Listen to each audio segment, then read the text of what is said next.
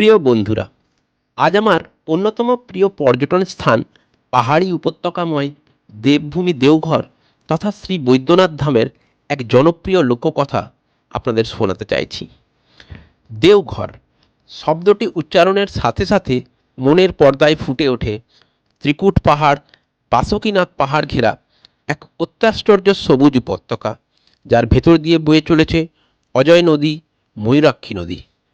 আমি নিজে যতবার দেওঘর গেছি, আমার নিজের মনে হয়েছে বৈদ্যনাথ ধাম এখনও নাগরিক দূষণ থেকে অনেকটাই মুক্ত। নদী, পাহাড়, সবুজ উপত্যকাময় আমাদের প্রিয় দেওঘর যেন বাস্তবিকই দেবভূমি বা দেবতার ঘর। আর দেবতার কথা বললেই প্রথমেই মনে আসে দেওঘরের মধ্যমণি বৈদ্যনাথজির মন্দির, বৈদ্যনাথ ধাম। এখানে ভগবান শিব বৈদ্যনাথজি নামে সমধিক প্রসিদ্ধ। এই বৈদ্যনাথজি নামের বিভিন্ন কিংবদন্তি আছে, ইতিমধ্যেই যার অনেকগুলোই আপনারা শুনে থাকবেন।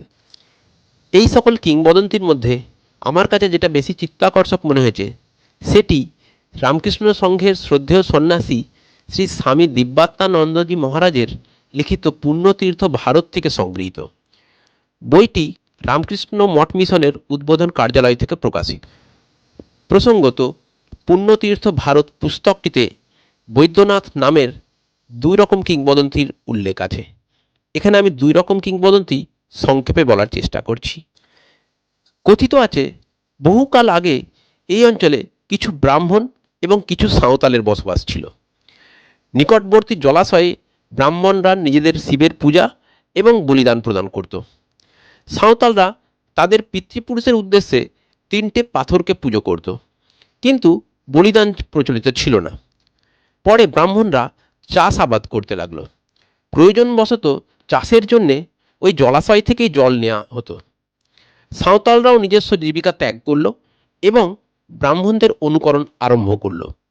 এদের মধ্যে কেউ কেউ শিবের উপাসনাও করত, কিন্তু কালক্রমে ব্রাহ্মণরা ভোগাসক্ত হয়ে পড়ল। তারা তাদের উপাসনা, পূজা ইত্যাদিকে অবহেলা করতে লাগলো। তাই দেখে সাঁওতালগণেরও ব্রাহ্মণদের উপর এবং একই সঙ্গে তাদের উপাস্য শিবের উপর শ্রদ্ধা কমতে লাগলো। প্রসঙ্গত, ওইখানেই বৈজু নামে এক জনৈক অবস্থাপন্ন সাঁওতাল বসবাস করতেন এবং তিনি শিবকে দর্শন না করে কখনোই জলপান করতেন, যে কারণে ওই ক্ষয়িষ্ণু ভক্তির যুগেও বৈজুর মধ্যে শিব দর্শনের অনুরাগ ক্রমাগত বৃদ্ধি পেতে লাগল। প্রতিদিন তিনি অভুক্ত অবস্থায় শিবের দর্শন করতেন। একদিন তাঁর গরু জঙ্গলে হারিয়ে গেছিল। গরুর অন্বেষণে ঘুরতে ঘুরতে বৈজু ক্লান্ত ও ক্ষুধার্ত হয়ে পড়ে। দিনের শেষে স্নান করে বৈজু খেতে বসে। হঠাৎ তার মাথায় শিব দর্শনের কথা আসে। তিনি খাদ্যদ্রব্যাদি ত্যাগ করে শিবের দর্শনে তৎক্ষণাৎ বেরিয়ে পড়েন। দর্শন ও স্পর্শ করে তিনি তার প্রতিজ্ঞা অবশেষে রক্ষা করেন। বৈজুর একাগ্রতা এবং নিষ্ঠা দেখে মহাদেব সন্তুষ্ট হলেন এবং তাকে বর প্রার্থনা করতে বললেন। বৈজু বললেন, আপনার কৃপায় আমার কোনো অভাব নেই। আপনি জগদীশ্বর, জগন্নাথ। আমাকেও যেন সকলে নাথ বলে ডাকে। শিব বললেন, তাই হবে। আজ থেকে তোমার নাম বৈজু না হয়ে তোমার নাম হবে বৈজুনাথ। বলাই বাহুল্য, আজকের বৈদ্যনাথ হয়তো সেই বৈজনাথ নাম থেকেই এসেছে। তবে বৈদ্যনাথ নামকরণ নিয়ে আরও একটি গল্প অত্যন্ত জনপ্রিয়, যা একই পুস্তকে রচিত আছে। পুরাণে আছে, রাবণের নিষ্ঠা দেখে ভগবান শিব অত্যন্ত সন্তুষ্ট হয়েছিলেন।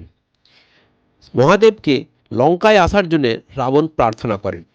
প্রসঙ্গত, মহাদেব আপত্তি জানাননি, কিন্তু শর্ত দিয়েছিলেন যে তার লিঙ্গ মূর্তিকে রাবণ মাথায় করে বয়ে নিয়ে যাবেন এবং কখনো তিনি মাটিতে রাখতে পারবেন না। যেখানেই সে রাখবে সেইখানেই কিন্তু তিনি থেকে যাবেন। দীর্ঘ রাস্তায় রাবণ পাড়ি দিলেন মহাদেবের মূর্তিকে কাঁধে করে। ইতিমধ্যে প্রকৃতির ডাকে রাবণকে সাড়া দিতে হয়। তাই তিনি বাধ্য হয়ে নিকটস্থ এক ব্রাহ্মণকে বলেন যে এই মূর্তিকে ধারণ করতে, এবং তিনি না ফিরে আসা পর্যন্ত সেই ব্রাহ্মণ যেন মূর্তিকে কাঁধে তুলে রাখে।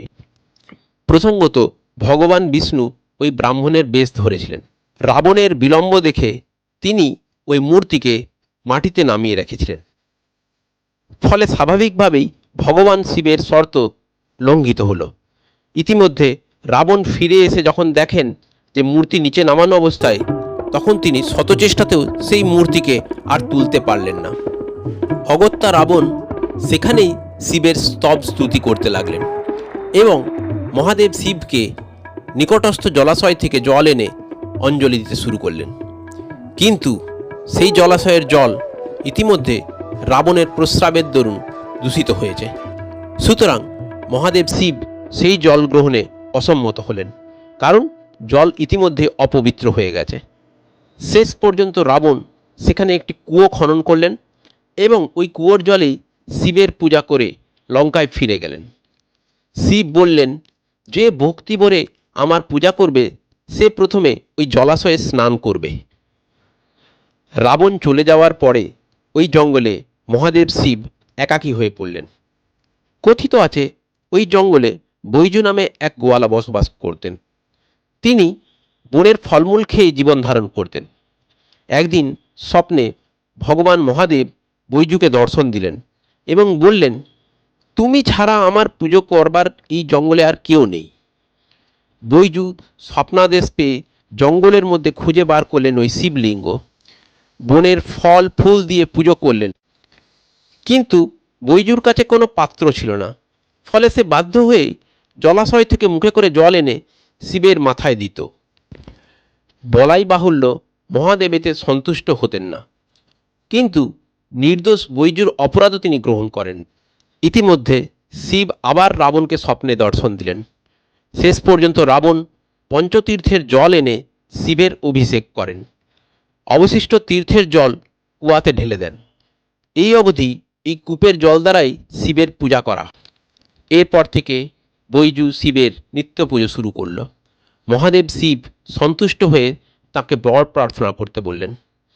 তখন তিনি বললেন, আমার এই প্রার্থনা, সকলে যেন আপনার নামের প্রথমে আমার নাম করে। সেই থেকেই রাবণেশ্বর শিবের নাম বৈদ্যনাথ হল।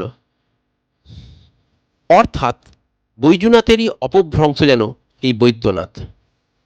প্রিয় বন্ধুরা, ছেলেবেলায় আমরা শুনেছিলাম ভগবানের অবস্থান মনে, বনে এবং গৃহকোণে। এখানে জনৈক বৈজুর ক্ষেত্রে আক্ষরিক অর্থে ঈশ্বর যেন মনে এবং বনে অবস্থান করেছিলেন।